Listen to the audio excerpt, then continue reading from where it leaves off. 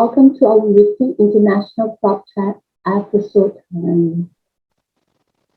On every Friday at 9:30 p.m. Malaysia time or GMT+8.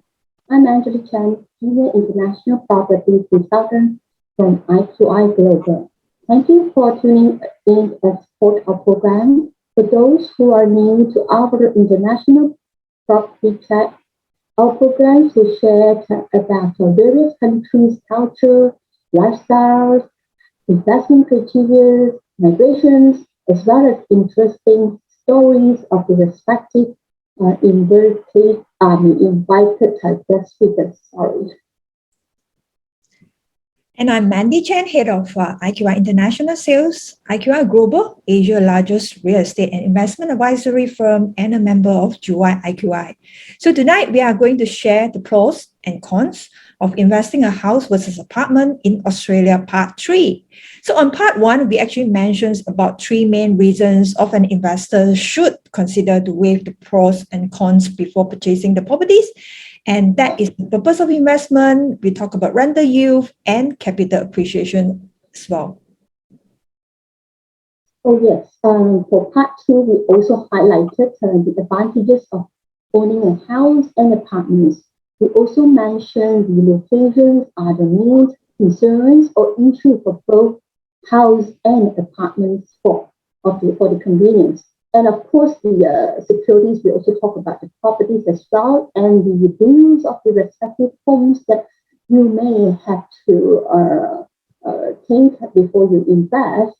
Nevertheless, we also mentioned the commitment of time that you have to put into a house versus the apartment. For those who missed our early episode, well, you can always go back to recap back to or search into our current page, which is right now the FB International IQI International Sales page, or Instagram, or even YouTube. Yes, so tonight in this episode, we are going to talk about on the process of buying these 2 types of properties. And we will share the dollar and cents things related to the properties, investments, and some of the tax related, also including some expenses when it comes to investment of these 2 types of properties. Yeah, to start on, let us just simplify the progress of the payment for both types of properties for your better understanding.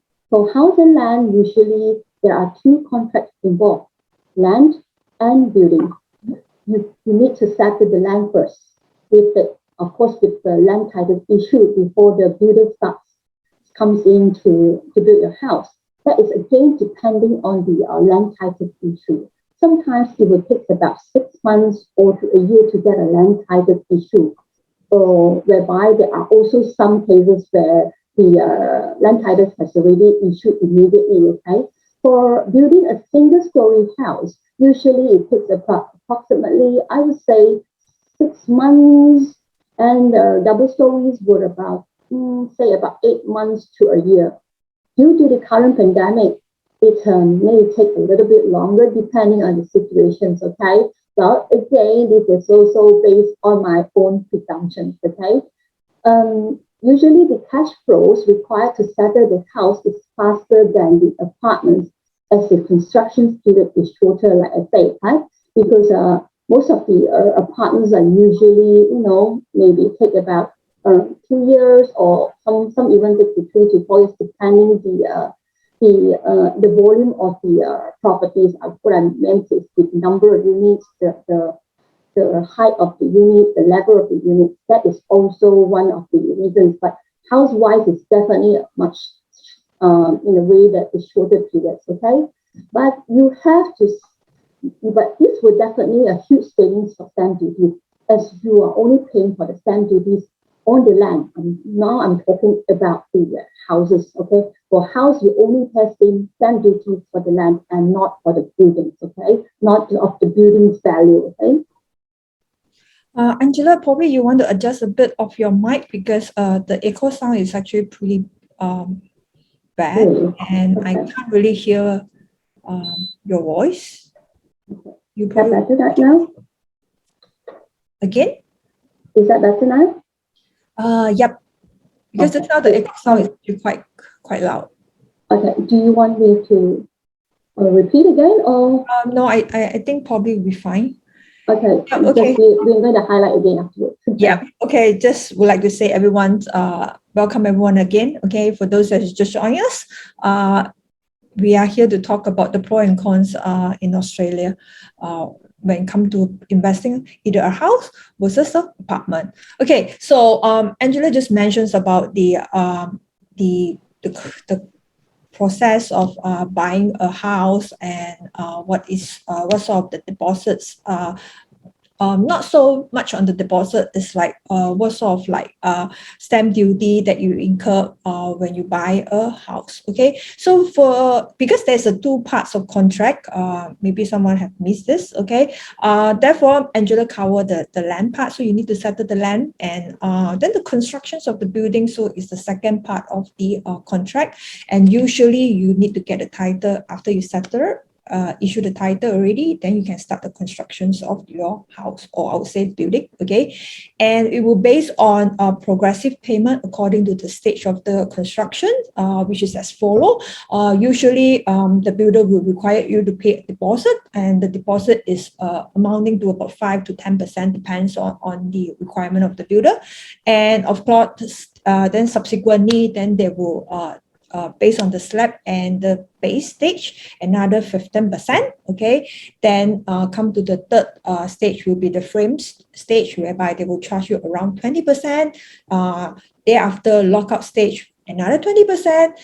Fit out or fitting stage, 30%, and the balance of the 10% practically is actually towards the completions stage. Okay, the beautiful part of the builder will actually only collect the payment, or probably they will only invoice you upon completions of each stage. So in other words, you don't have to worry that you would come up with the payment first, and then I'm not too sure whether builder will build accordingly or not. So in this case, it's like they will build by stage. Okay, and each stage, after completions of each stage, they will actually invoice you, then only you make the payment. Okay, so for apartment is of course is different, because the payment is actually rather straightforward, and you are talking about 1090. That means 10% down payment and 90% balance payments towards the settlement stage. So assuming if your property is like complete in year 2023, and you probably make payment by then. Okay, so right now you pay nothing, just 10%.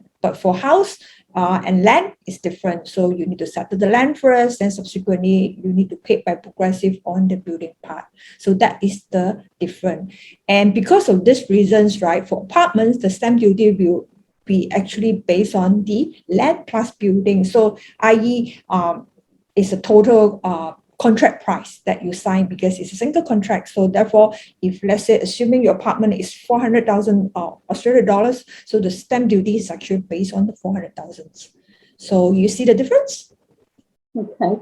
Let me give another example. Okay, if the land cost is about AUD 200,000, and the choice of your building constructions may also cost maybe another 200,000. Okay, the 200,000 is always depending on the choice of the designs. Okay, so then this stamp duty is based on the land cost. So in other words, it's the 200,000. So the building is nothing to do about it. Whether you subsequently going to build a 300,000-400,000, that is not an issue. Okay, you only have to base on the land cost only, okay, which is just now example is 200,000. Unlike the apartment just now, Mandy did mention, you are paying 10% of it, and then upon completion is 90%. So again, the stamp duties for the apartment is always based on the sales and purchase price, which is again the land plus the building cost, right? Yep. So beside that, of course, we have another two initial costs that you need to look into. First is actually the FRRB. Okay, in full name is called Foreign Investment Review Board, and you can actually Google, you can check all the details from the website. So as long as you are foreigner or even a temporary residence, and you are required to obtain an approval before you can purchase a brand new or established residential properties, or even vacant land in Australia. So it's a must. Okay, you can't skip this. And there's one-time fees that you need to pay. Okay, and not to the developer and not to the agents, but to the Australian government. So therefore, it's a must to pay, and the amount is actually Australian dollars 6,350. And for those properties that below Australian dollars 1 million or equivalents to 1 million. Okay. Subsequently, if you were to purchase more than 1 million, there will be another tier of the fees that you need to pay. Okay. So I just give you a very basic example. Minimum starting from 6,350, and regardless how many names on the contract, okay, usually like for instance, we like to share properties, you spouse, okay, or siblings, or you just want to buy together with your friend in Australia, that actually allowed, okay, then this fee is only applicable on per property basis, is regardless of how many names in the contract, okay, and in fact, this fees was started in 1st July 2015. Prior to this, actually, there's no such fees that is actually applicable. Okay, so therefore, it's like because too many foreigners actually invest in Australia as well. So therefore, governments start to implement some fees. Okay, to make sure that everything according to the laws. Okay. And usually a lot of people will ask me, will it be approved? Okay, or is there ways that they're going to reject you? Well, I would say that unless you have any criminal or civil offense, then probably you will get rejected. But otherwise, it's like as long as you pay, it will actually get the approval. And I would say some of the apartments project, they do have blanket approval as well from the government, so prior to constructions. So therefore, it's actually quite safe, okay, that you probably guarantee it. In the events that you were rejected, so therefore the contract that you sign is actually will be void. So this part you do not have to worry, all right? And the other fees that we are talking about on the initial part will be the solicitor fees. Of course, different state, they might have the name or the term of it. Okay, in probably in Western Australia, they call it settlements agents. Okay, fees.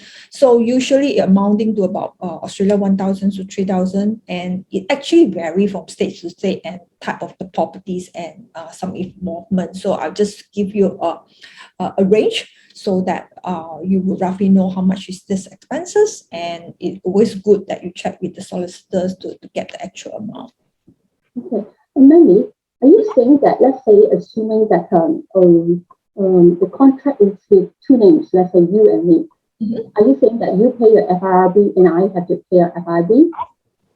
No, it's only like we can combine and we pay just by property basis application. So in the events that if let's say I'm the citizens, okay, and you probably be the foreigner, so you only pay your portions. So my portion will definitely be the 6,000 something. I can't be sharing the portion with you, right? Because you are the citizens, right? Yep. Okay, that's it. Okay, then on top of the normal stamp duties, there is another foreign stamp duty surcharge applies to both house and apartments, which may vary from state to state, like Mandy did mention. So 7 to 8% is about that level, okay? For instance, 7% apply to Western Australia, Queensland, and of course, South Australia, whereas 8% stamp duty surcharge applies to I would say the more popular ones, the Sydney and the Melbourne, okay? These are the ones that time to time, the property market is always on the high side, okay? Of course, the similar, we are talking about normal stamp duty, this applies to land only, whereas apartments were based on the full contract price, okay? So again, we will also talk about some tax applied to those houses, such as land tax. Foreigner needs to pay additional land tax, i.e., foreigners owner surcharge. In Sydney they call it, okay, or absentees owner surcharge in Melbourne they call it, okay. So hence you need to pay more if you own a house. Bear in mind the land price keep increasing. Indirectly, you need to pay more, okay? So therefore, there's always the reason why a lot of foreigners they pay they like apartment. That is one of the reasons because the price of the land is always increasing time to time. So it will be best to engage a tax consultant to get a proper advice on all this, as the calculation is always based on tiers and rather complicated, especially we talk about laws keeping changing all the time. Okay, so law may be this year, maybe different from the last 5 years ago. Okay. Yep, same goes to just now I mentioned about the FRB. Again, every year they keep changing the figure, so it's always best to check. And sometimes it's like I would say that they change it now and then, depends on the situations. So it's always good to engage with the professional so that they will go through the proper informations with you. And especially we talk about you buying a house and land. Okay, a lot of people perhaps not many agents are really aware of all these land taxes or additional land tax and all these things applied to foreigners. So they probably might skip this. And at the end of the day, you discover that, hey, how come you got to pay so much taxes when you come to buy a house and land? So therefore, it's always good for you to know, all right? And of course, there's another annual vacancy fees for foreigner owners of residential dwelling if the dwelling is not owner occupied, or you actually do not rent out for more than 180 days, so approximately about 6 months in a year, then this vacancy fee will be applicable. And in fact, it's actually introduced only in December 2017 as part of the Australia government's comprehensive housing affordability plan, to make sure that in fact is obligations for the foreigners to make their dwelling available for rent, and also increase the availability housing in Australia, because a lot of people rather buy it like for holiday home, or they just buy it, just leave it there vacant, okay, regardless like years or months, that kind of thing. So therefore they wanted to reduce this, and sometimes the supplies is actually limited, okay. So by giving this rules, right? So it encouraged the foreigner, even though they would to buy for investments or rather a holiday home, it always advise them to rent it out. If not, they probably have to pay a fee for it to keep it vacant. So think about it, all right? If you don't mind about this, okay, then you can keep it vacant for long, okay? But if you think that it's a cost to you, so I would advise you always rent it out, okay? That would be a better choice, okay? And this sort of calculations, again, keep changing. And also they goes by tiers, and like what Angela was mentions, it's kind of complicated for us to explain it because we are not the specialist, not the tax consultant. So therefore, it's always advised to actually engage a tax consultant. To me, it's like I would say prior or immediately after the settlement, so that you can get everything in place. For my past experience, I always advise my customers to actually open a tax file, okay? Immediately you make a book, immediately sign a contract and decided to buy properties, okay? The tax consultant might charge you a yearly fees, but that's going to be very minimum as long as your property is not ready, okay? But at least they are there to make sure that everything filed accordingly. So that is my one of my advice, okay? Don't save this kind of money, okay? A lot of people will say that roughly how much, again, it depends on how many names in the contract, okay? Because if you have 2 names, then you probably need to open 2 tax files, okay? And also depends on your properties. So therefore, not a lot, or I would say it's about a few hundred per year to get such a service. And after all, it's actually tax deductible. It's worth to spend, I would say. Therefore, it's really a must. Okay, for those that I experienced a lot of my friends that they bought properties in Australia and they told me they'd rather do it on their own because they're accountants or whatsoever. But it's like you might not get all the latest rules and regulations updates. So best you get some locals, okay, to do it for you, and it's actually hassle free. Less panic, even though you would do there won't be any error or mistake that you're going to make. Otherwise, penalty will kick in. So it's always good that you engage such professional service. Yep. So at least it's like you are aware by now there are actually few different tax involved, whether you are buying for land, house and land, or you are buying for apartment. Wow, Mandy, you have mentioned too many taxes and fees, and it might sound scary. How about telling the audience some tax saving instead, okay? Yeah, I guess better do so because otherwise nobody will want to buy properties in Australia. But again, it's always good to know. So at least you would know that there are certain expenses and tax that involve. So you get yourself prepared for it, okay? Rather than at the end of the days, you have a big shock. It's like, oh my God, my agent never told me that I need to pay so much fees or taxes on it. I was regretted investing. All right. Okay, let me do it. Okay. Okay. All the rentals incomes in Australia is taxable. Okay. The rate is based on 32.5% to 45%. You know, it may sounds a lot, right? I mean, certainly when you talk about 45 years, 32 so okay, but yeah, it's actually 32.5 to 45%. Okay? Well, in fact, there are lots of tax incentives. One of the biggest tax savings Australia is the depreciation. Okay, the depreciation is claimable as the tax deductions is based on the both residence and commercial investment property, which can be charged with the around the rate of 10% depreciation rate.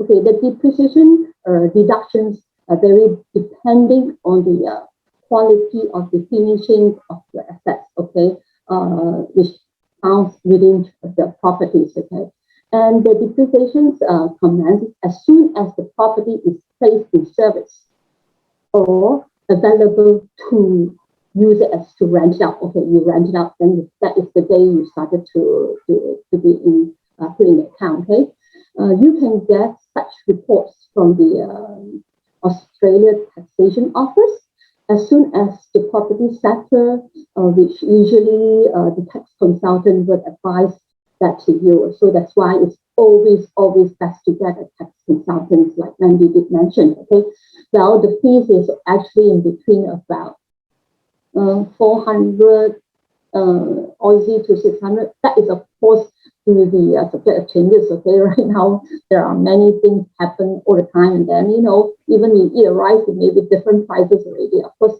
this is also subject to changes. Okay, so we are only touch on the average base that what we know.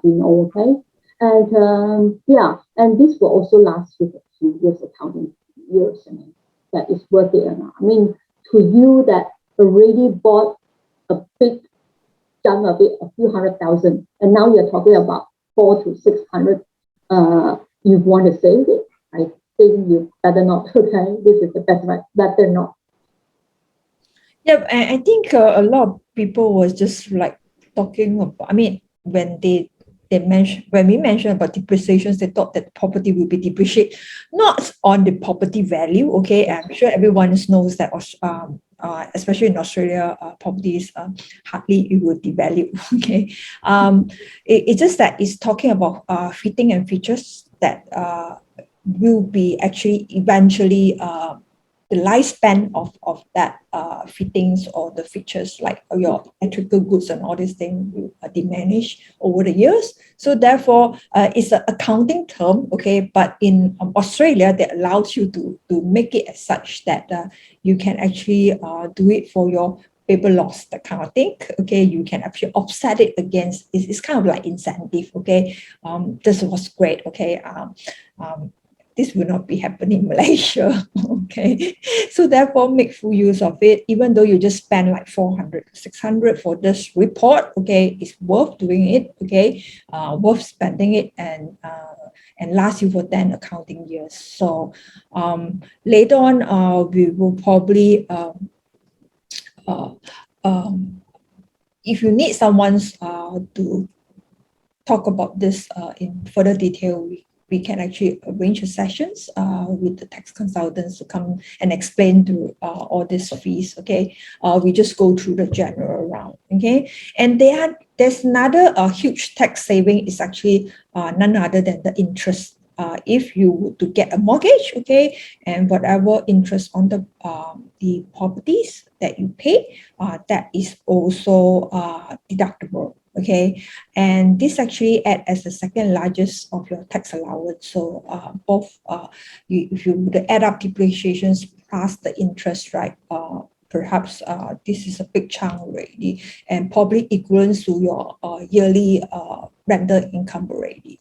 So usually for first 3 years, I would say, okay, especially you buy into apartments, you probably pay very, very minimum tax, okay, or I would say negative tax. Okay, and the beautiful part is like this negative tax, you can actually carry forward this negative figure into the next accounting years. Okay, so therefore you can further deduct again. So this is like, isn't it beautiful? Because normally it's like they're based on per accounting year, but any negative carry forward figures you can actually offset against the following years. So this is really great. That's why I say that usually for the first 3 years, I would say not much tax that you need to pay, and that is good. Okay, and like I said, because all these things involve step by steps, okay, and there are certain guidelines, okay,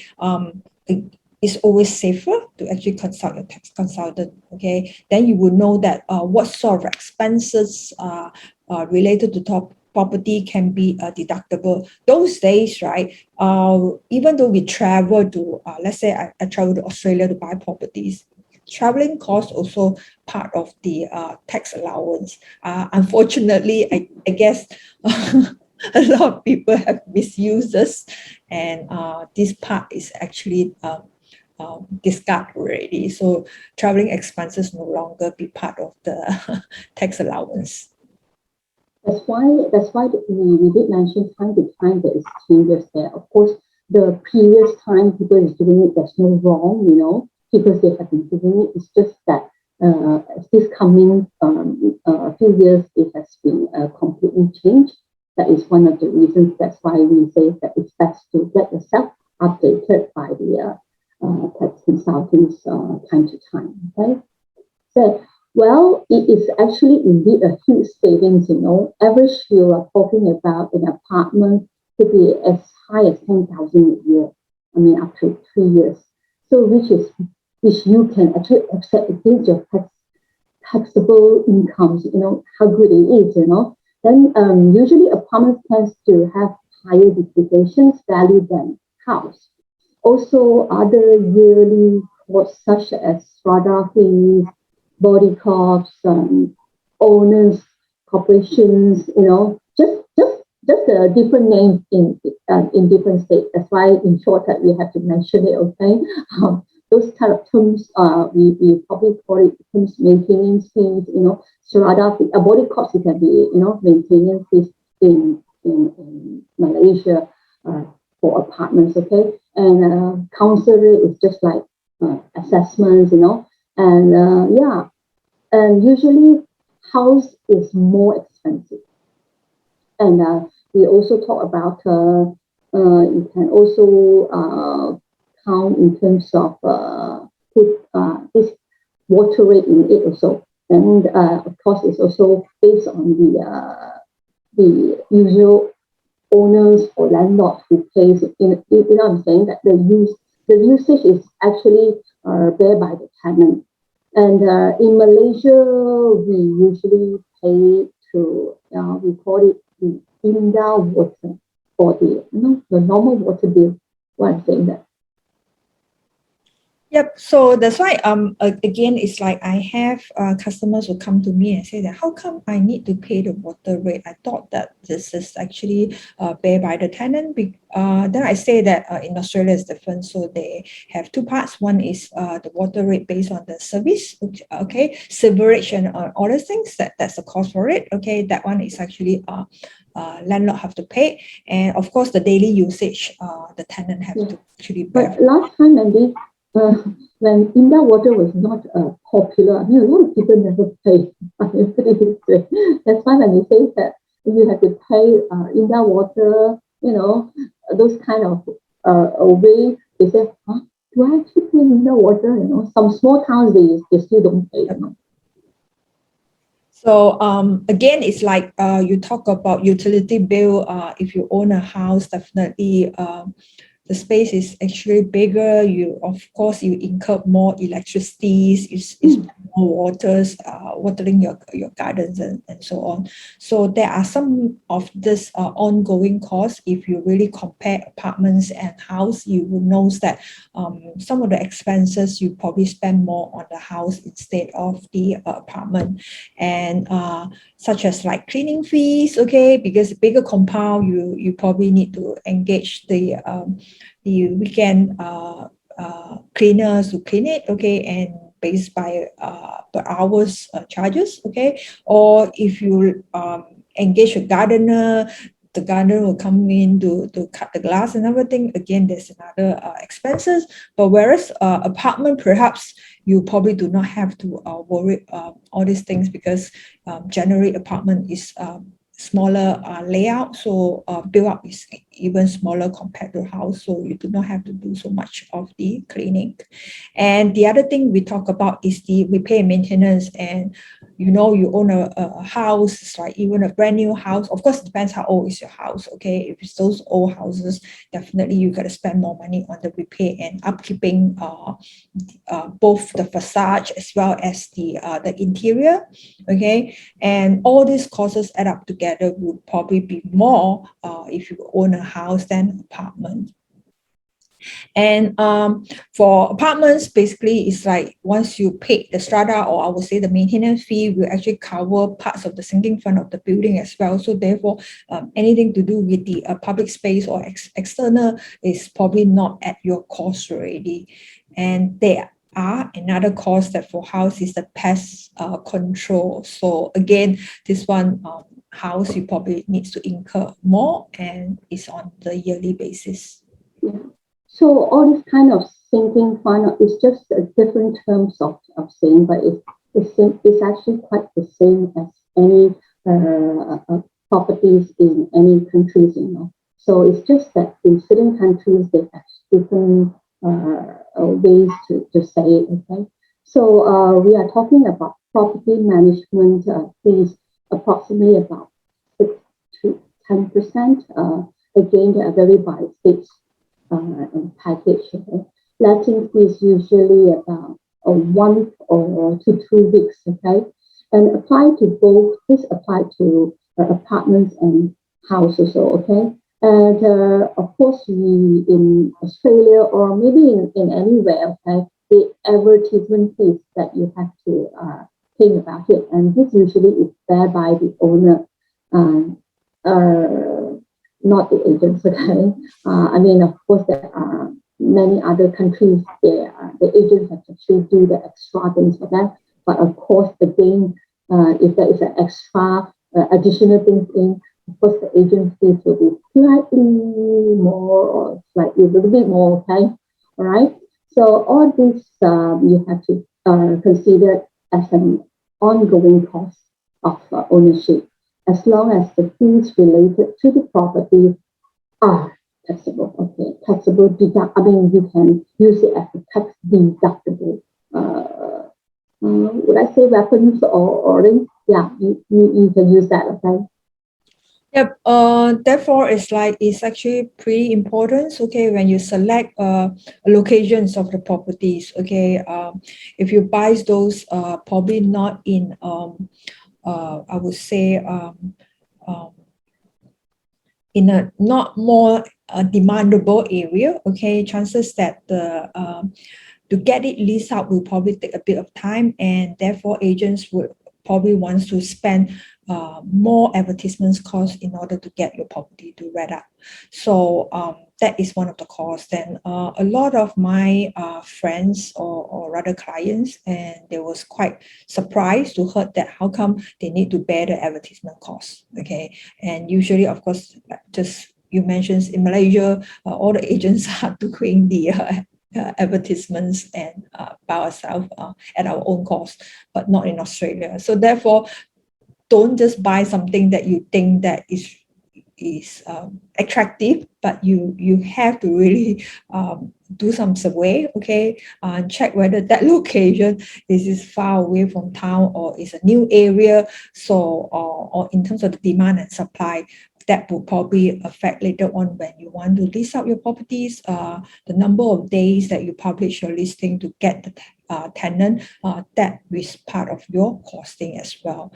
And usually we talk about apartment, normally is near or to all the amenities, shopping centers, to the metro and all these things. So therefore it's like perhaps it's easier to rent out, okay? But when you talk about house, it's probably away from town and away from the train stations, okay? And you need to have a car. So therefore it's like don't really go into those area that is brand new, okay, whereby surroundings nothing much yet. That will probably will affect the number of days that your property get leased out, and you will probably incur more costs. Okay, so this is one of the advice that we can share. And of course, based on my previous experience, one of the expenses that you probably should not skip is landlord insurance. And I think no, it's actually very, very important. Okay. And you just probably have to pay a fees of few $100 Aussie per year, but at least you will have a peace of mind because it will give you protections to you for tenants related risk, kind of like loss of rental income in the event so your tenant cannot pay up the rent, okay, or they leave before the tenancy expired, okay, or any loss or damages by the tenant to your buildings or any fittings or furniture whatsoever, okay? And this landlord insurance perhaps only right now applied to Australia, okay? In Malaysia, we do not have such, and I'm sure a lot of people would want to spend this much, okay, to get the rental covered, okay? Even though in Australia, I would say they have a proper tenants systems.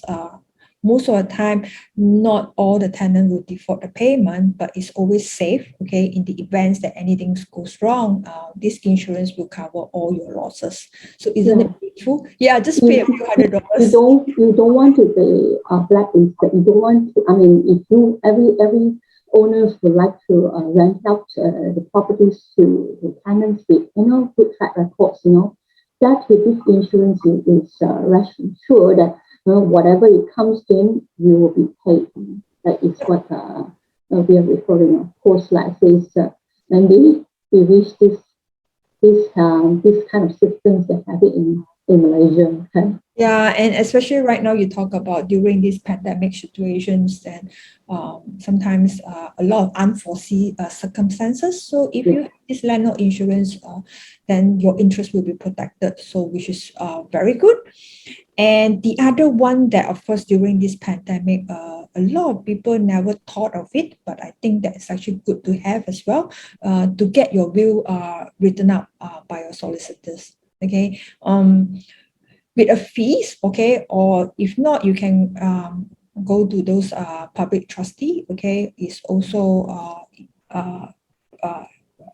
able to actually to write a will, okay.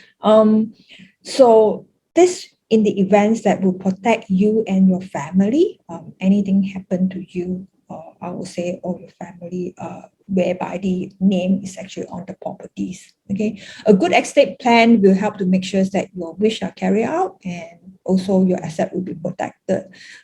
Instead of if you do not have any will, so in the event anything happen to you, so you have to go through a long process to get all the things done. So best to engage such activity in Australia rather than in your home country, because the execution is rather more efficient and effective.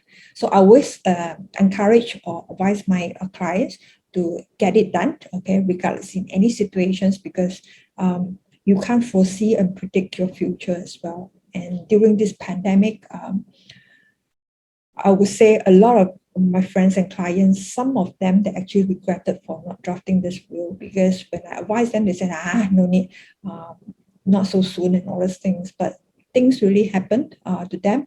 So now the family member actually regretted, and they are searching high and low to see what is the best way to get it done. But unfortunately, it's kind of hard. Okay, it will take a longer time to do it. What about Mandy? What about those that have done the deal in Malaysia? Okay. Also, yeah, it's sometimes it's like I think in Malaysia a lot of us will draft our will, okay, and get someone to witness and all these things, but you would need to actually apply to the Australia court to get it approved. Okay, so therefore it takes time.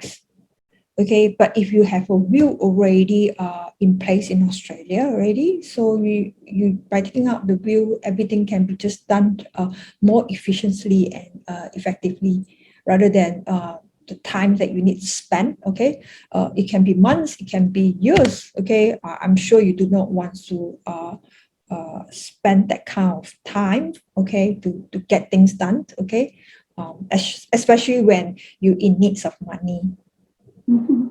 So it's always best to do it in Australia. After all, it's just a small sum. Okay, I'm not talking about $2,000. There's only probably $200, right? It depends on the how comprehensive the will you're gonna be. Okay, so sometimes it's best to get the again the specialist to actually advise you on this. So if you need any one of you, if you need this assistant, let us know. We can actually pass the contact to you. Then you can actually seek for professional advice. Yeah. Okay.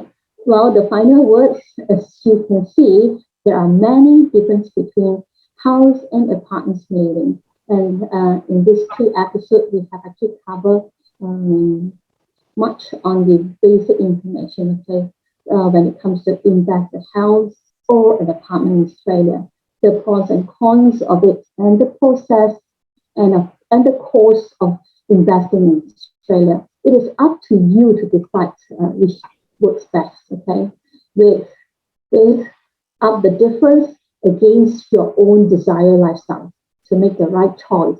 Buying a property in Australia, however, should be a long-term investment. I mean, not for those that meant for flipping. Okay, yeah, not in Australia, I would say. Okay, definitely. Okay. Most foreigners, investors, most foreign investors has no worries about the high cost of properties in Australia, because once they fall in love, they are in love with the properties and the location, they will just buy. Okay. So in any case, the property in Australia is still holding up very strong.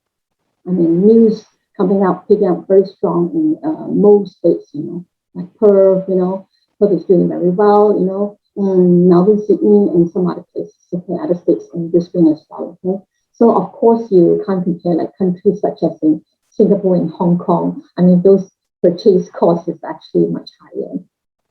Yep. So I think there is a questions that are coming up from the chat groups that is asking for the vacancy fees is applicable during this COVID time. According to my agents, okay, as long as you can prove that you have actually done, you have put in the effort to to get in the tenant, but unfortunately you still can't get in. That means you did advertise your listing. Okay, you actually appoint agents to do it for you. They advertise and they spend money for a few months in order to get tenant, or they couldn't find a suitable tenant and all these things. As long as all this is able to actually documented, and you can provide such proof, then there will be some waiver during this period of time. Okay, but if you have not, you have choose to do nothing, you didn't even engage an agent, okay, and you claim that your property cannot rent out. So too bad. The Australia government will not entertain this. They will That's why it's always best to have, like we mentioned earlier, the tax consultants. Of course, this will be done by them if you have clearly explained and some documenting stuff there. They will surely able to to submit it to the government, right? Yeah, and the other questions was regarding the tax file. Is it necessary to open a tax file? Yes, it is. Okay. I still remember, I think 10 to 20 years ago, some of my clients, okay, and they bought properties without opening the tax files and all these things. They said, no, I don't need and all these things. But at the end of the day, right, when they want to exit some of the properties, that's where all the taxes kicks in. And because you do not actually submit the tax annually, so therefore a lot of tax allowance are not able to be deductible. So hence, or you need to really pay a lot of the taxes when come to your exit when you sell your properties, and because you are born. Okay, like I said, the tax rate is actually pretty high in Australia. So please do it in the beginning. Don't wait everything towards the end, because sometimes you might miss all the receipts. Okay, you might not documented all the expenses and all this thing, and towards the end, probably you talk about 5 to 10 years later, then only you go and search for all these receipts. By then it's too late. If you would do this every year and pass everything to your accountants or the tax consultants, so everything will be filed accordingly. So will be a hassle-free when you come to the final part of the exit. They were also saying that you have to be time to time to do the quantity surveys to properties, so that you are saying, so that some of the clients say that I'm not going to sell it. I'm probably not going to sell it for 10 years. So don't tell me only after 10 years. Only when you start to sell, you start to do orders. So it's best not to, okay? So time to time, you can still value back your properties that at least you know what is the profit you're making. That's the profit that you're making. So maybe you can also think about diversifying your portfolio to another properties, okay?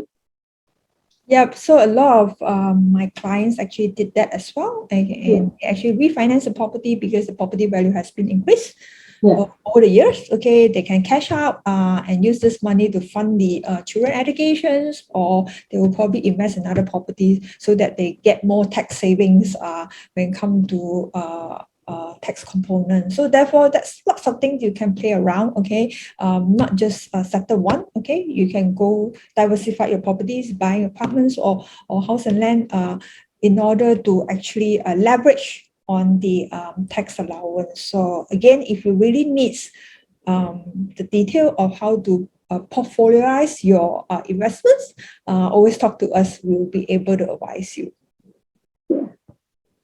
Okay, so I guess we have answered most of the questions. Okay, if you have any more questions or you come in late, you miss our early part, okay, you can always watch the replay. And should you have any questions, feel free to put it in the comment box. Okay, we will answer it later when I see it. Okay. And stay tuned with us and give us plenty of support and love and likes, okay? And by sharing our program to your friends and family, if you think that is benefit, because we are here to educate the public how to invest wisely. And I look forward to seeing you on next Friday, same time, 9:30 p.m. Malaysia time or GMT +8. We'll talk about another type of property investment in Australia, because for the episode we are doing just the apartments and house and land. Okay, there's another type called townhouses. Okay, Which is quite popular right now these days. yeah, it is. Okay, so a lot of people might wondering what is townhouses. I mean, different term in different country might have different view of it, and also you'll be surprised. Okay, right now, in fact, a lot of people actually invest in townhouse. So for those who missed our earlier episode, remember the part 1 to part 2, okay, to talk about the pros and cons of investing house versus apartments in Australia. So you can always check out our Facebook, IQI International Sales page, or YouTube to watch the replay. All right. So remember, do share our program if you like it. Yeah. Should you have need further advice, okay, please, okay, feel free to contact us, either to visit us at our IQI Global website, www.iqiglobal.com, for more information. I'm Angela. Stay safe and be strong. And I'm Mandy Chen. Take care and have a nice weekend. Bye-bye.